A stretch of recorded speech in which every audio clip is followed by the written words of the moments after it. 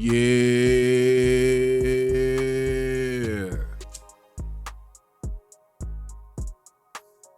back in this thing. You know, y'all know I got like my incense to get the proper ambiance in this joint. What's good with everybody? Hope everybody had a good day. You know what I'm saying? Nobody got on your nerves too much. Welcome to Kush Equilibrium. I am your always smoking host. Oops, great.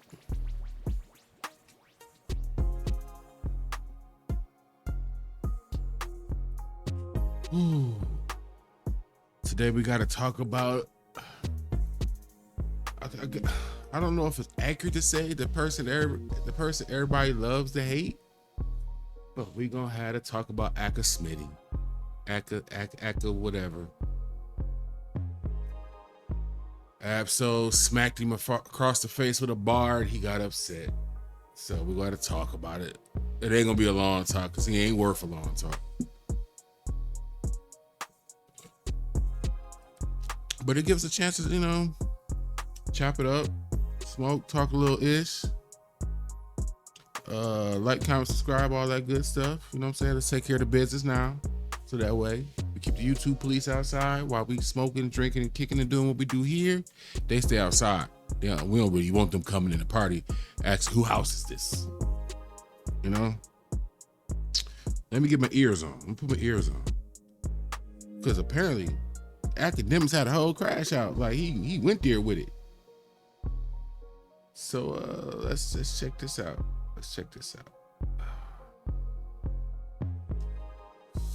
Get the ears on. All right, we got Rap Latte. Get this music together real quick. Got Rap Latte. And see what's their perspective on said situation. And we gonna chime in and give our little on that too. Let's go. Oh, if you're smoking, light it up. If you drink it, pull it up. Let's get to the business. So I found a video with our guy, Akademiks, Our guy? reacting to this is our guy. He's clearly our guy. Akademiks. He's not our guy. But proceed. This is being facetious, getting mad at this whole Absol line. Let's watch it. Let's watch it. This is beautiful. You gonna need credentials and premium gas, and I'ma slap Akademiks when I see him. Absol, if you ever raise a hand at me, nigga, it'll be your last day on earth, nigga. You gonna enjoy Nipsey. Nipsey, King Von, Pac, all of y'all gonna be having a good time. Stop playing. Okay. What? I hate you pussy ass rappers. Wait, hold on. Actually, Y'all don't don't talk stop. First of all, why is he bringing up, God bless the dead, why is he bringing up Nipsey, Pac, and then just saying rappers and just like all these rappers that passed away, you're not going to do anything, you're going to be, you know how ridiculous, you know what type of person you have to be to say things like that? A very fearful person, someone who's afraid. Because you have to think about the most ridiculous thing that you've never even been a part of because you don't know where it goes. So you have to think of crazy shit. He hit it perfect. Scared people say extreme things because the reason that they are speaking the way they're speaking, they're attempting to scare you with their words. Like, oh, he said that. Yeah, I probably shouldn't mess with homeboy. He sound like he gonna end them up. Cut it out, dog. That's what scared people do. If he wasn't a scary individual, it would be like a blip to him, because he like, okay, when you carry a certain type of attitude, it's kind of like the F around and find out mentality. when you really that type of dude that's gonna you about whatever, whenever, all right, you're gonna slap me in it when you see me. All right, I look forward to seeing you. And you done with it. Because in your mind, you already know. Put your hands on me. I'm taking you up top so quick that you're not fazed by stuff. People talk, I learned quickly that people talk reckless all the time when I started this channel. When that beef was going back and forth last year with Drake and Kendrick, and my channel finally started to get some subscribers and everything, man, anything that seemed anti-Drake, they were in your messages. One of them found my Facebook. Got on my nerves. Stupid ass messenger messages just sitting there unanswered because I'm not clicking it. I looked at it. Oh yeah, I'm leaving right here. You can't get through. So yeah, he's scary. Fear, and he's in a basement. He's in his basement. Like, nobody has your address. Not that I know I don't have it. So one would surmise you're in the safest place to be. Which is why you talk the ish that you do. So why reacting that way? All emotional and scary and especially in that little room that he has. And he's afraid. He's an afraid little boy. And you can see it. Like, in his basement, he needs to be out here doing productive things, because why are you bringing up dead rappers, dead anybody? I think that Just one more screenshot, and this SOP is finally done. the broadcast class, the broadcasters of this culture need to understand that we are not rappers. And if a rapper should use his platform to say some slick shit, you gotta let that slide. You can't be going on your shit talking about you gonna do something because you ain't shit. You ain't. I never thought about this part until I heard Toure explain it from a journalistic standpoint. He promotes himself as the mouthpiece of hip hop. Everything hip hop go through act. That's the way he plays it. But if you're the official media outlet of all things hip hop, why don't you conduct yourself as a journalist? Journalists, reporters, whatever words you want to use, no matter what genre or thing that you're reporting on or speaking about, when they in locker rooms for the NFL or the NBA, journalists can't go in there popping off at the mouth. So why would this be any different? Your job as a journalist is to provide the public a picture of the current state of what's going on in hip hop. If you're a hip hop journalist, that's it. But he wants to be a part of. It's like he want to be the story. He want to be a part of the news. And I never thought about that part until Tory mentioned, like, hey, there's a certain way there's a certain type of decorum you're supposed to have when you go about being a journalist and reporting on something. You from your vantage point, you're not supposed to be doing these things that you're doing. But this is par for the course, right? With Act, this is what he do. This is his brand, which is why I think most of us kind of shrug our shoulders and we're not shocked. The shock value really comes from, yo, why would you mention all these dead brothers? They gone, man. It's a lot of people that miss these cats that maybe finally got to a point in life where they're not thinking about them every day. Then you go and say some stuff like that, and it's like conjuring up the dead, the pain of losing them and them not being here, and it's disrespectful. Ain't gonna do shit. When he smacks the shit out of you and you're lying on the ground and he's surrounded by a bunch of niggas from LA, you ain't gonna do shit. You ain't got nothing. You ain't got no hammers. You ain't got no team. You ain't gonna do a goddamn fucking thing.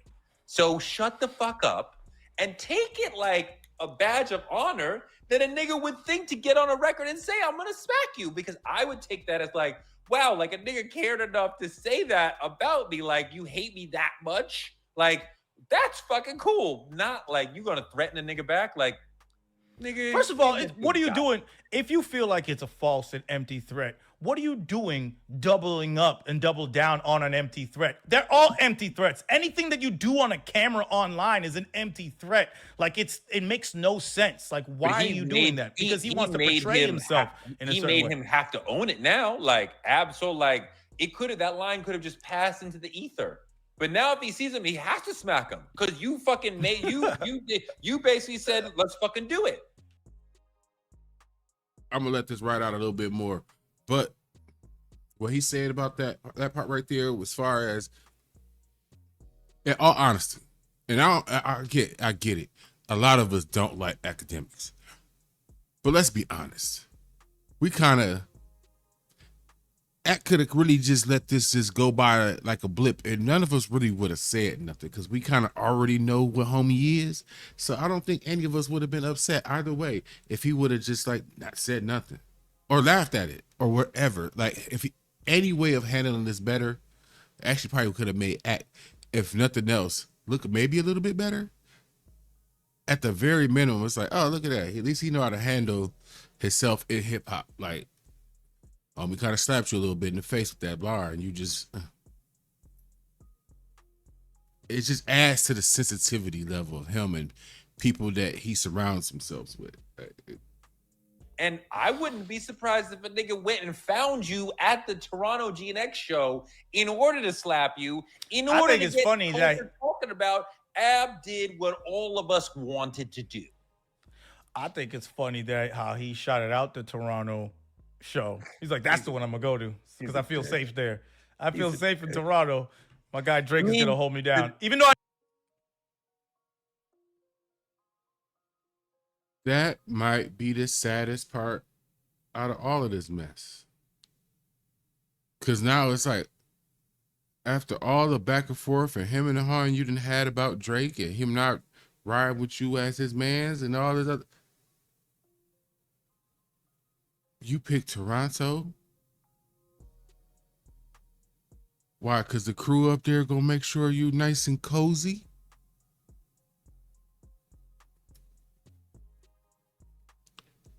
So you gonna go surround yourself with some cats and think by default they gonna make sure you good.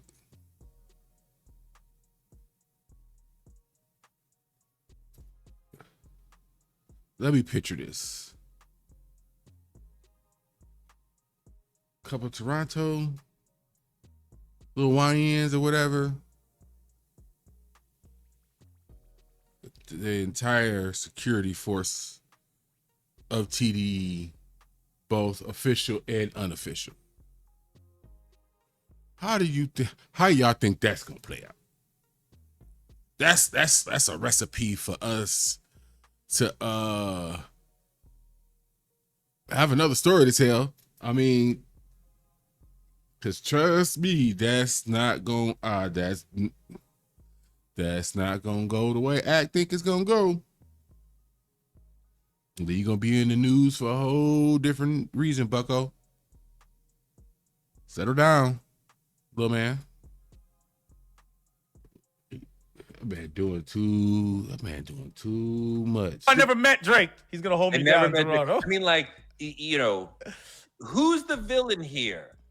Absol for calling out media, who is basically semi-civilian, right? I'm not in. You want to attack Joey, go for it. You want to attack New York, go for it. But like nobody thinks he's a villain for attack. That Ak is the villain because you are a shitty part of this whole hip hop culture, and rappers should be calling you out and should be saying we will smack you on sight.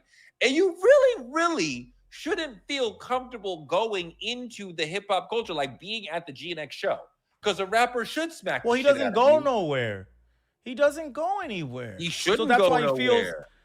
That's why he feels. I don't even think. I think it's giving him and this too much weight to be talking about what would happen to him and what would physically happen to him. That's trivial and childish. The guy is being that by even stating any response. Like you said, he should be using that as freaking cultural currency. He should be getting clout off of, yo, this nigga said my name. Hey, man, say my name on the record. Check out my Instagram. If you had any brain, if you was an actual man, you just keep moving on. But now you're trying to act tough as if you are, like, what have you done? Who are you? You've never done anything. All you do is yell on a microphone. He's nobody to have this big mouth and this big attitude like he's some big shit. You know what he is? He's Drake's stenographer. Okay? Like, if you're not a rapper or a journalist, why are you even talking? Who are you? I don't even know where this nigga came from. I know he's a YouTube nigga, but like, why is anybody listening to you at all? What have you ever said that actually mattered to people? Good question. Damn good question. Damn good question. That was Rap Latte.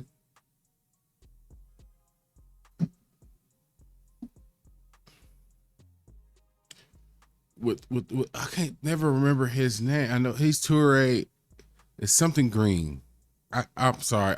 I'm smoking. I promise you I ain't trying to be disrespectful because I love this show, bro. But it's something green. It's something green. I'm sorry, brother, for blanking on your name. I'm gonna get it. But it's crazy to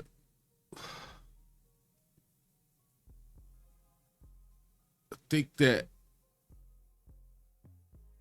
Act conducts himself in a way to where it's like a holier than thou type of vibe. And they said something else in this video. I didn't let it play all the way out, but definitely check out the video. The link will be in the description. Also, one more time, I throw the like, comment, subscribe in there just one last time. So I keep, again, all I'm doing is keeping the YouTube police happy. If y'all can do that, it helps us get more folks in here to come in here and smoke with us and chill.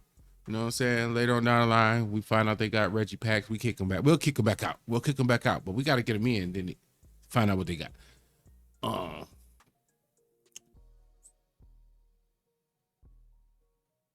I think to wrap up, put a bow on Act, just period at all.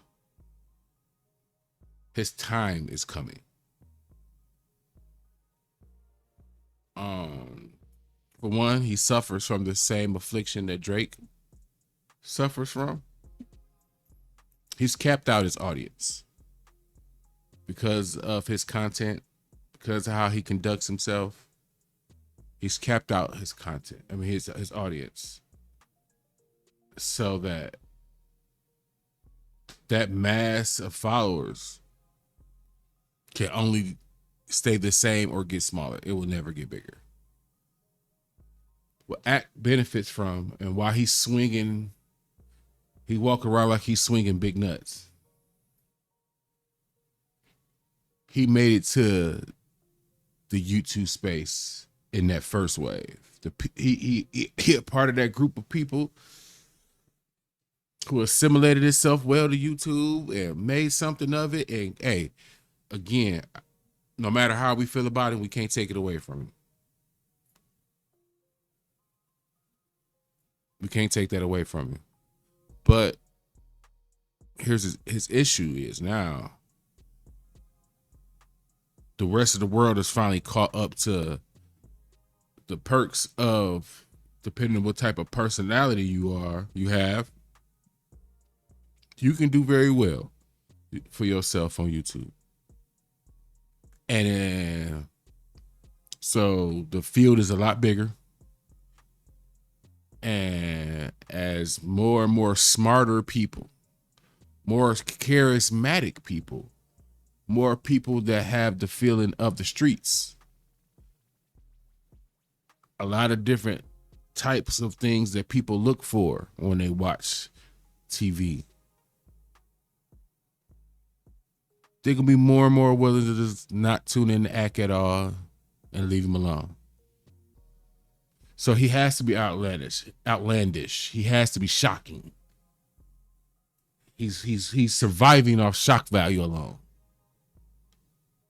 Because if he's not shocking, if he doesn't say anything that's jaw dropping or like, whoa, I can't believe homie just went there with it, then what's his value? What's his value?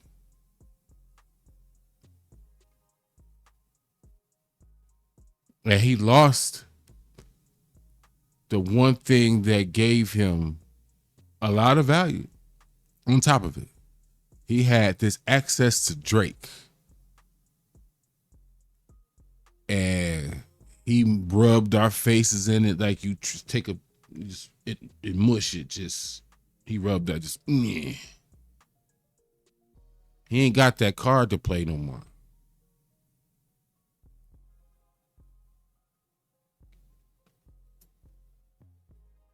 So,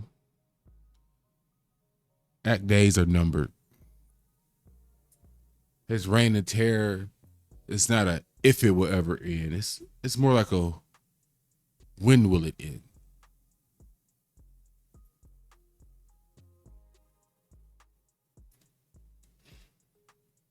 Watch a lot of the YouTube shows look like something that's produced professionally, to where you logging on to different channels and it's like really watching a show.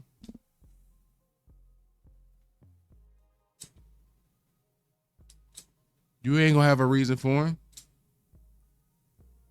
Yeah, people always like Salacious, but guess what? There's channels out here I've watched that do Salacious in a whole different way, to where it's like, if you want the tea, as they say, I can give it to you, and they give it to you in a way that it comes off adultish.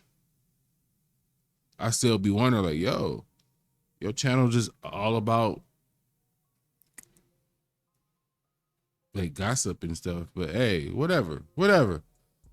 Yo, Bo, row it how you row it. People talk about me in my channel like, yo, you smoke weed on TV, on camera, and yes, I'm in a legal state. It's not illegal here. And I feel like there's other people who, when they get off work, the first thing they do after they take off them shoes and get themselves acquainted to being back at home, they about to roll up. They about to roll up and they about to smoke and just get this stress of outside off of them for the rest of the night, so they can chill. So that's my lane. I got an interesting story I want to start working on now. I'm gonna try to get it for the late night show. So definitely check out the late night show. Yeah, I know it's usually late, like 2 a.m., 3 a.m. late. But I'm Oops the Great. This was Kush Equilibrium. I appreciate y'all pulling up to chop it up with me and whatnot. And I'm gonna chop this video up and get it to you.